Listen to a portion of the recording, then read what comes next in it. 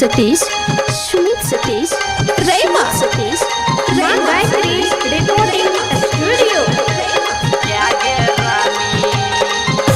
मन सन क्या के रानी देख तो चढ़ल जवानी। मन सन क्या के रानी देख तो चढ़ल जवानी।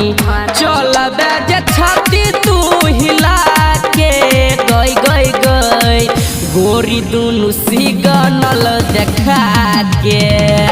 मन सन क्या के रानी देख तोहर चढ़ल जवानी। मन सन क्या गे रानी मन सन क्या गे रानी। अभी आप सुन रहे हैं सावरिया म्यूजिक। क्या गे रानी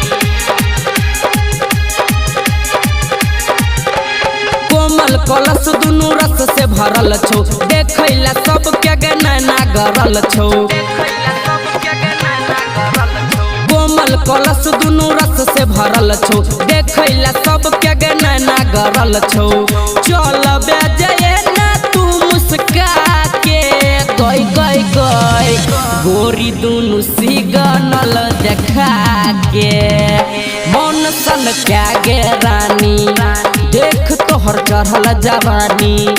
मन सन क्या गे रानी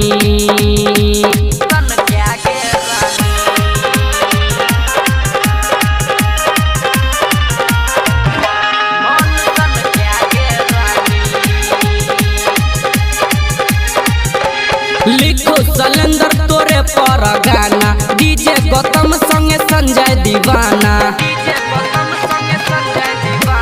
लिखो सलेंदर तोरे पर गाना। डीजे गौतम संगे संजय दीवाना।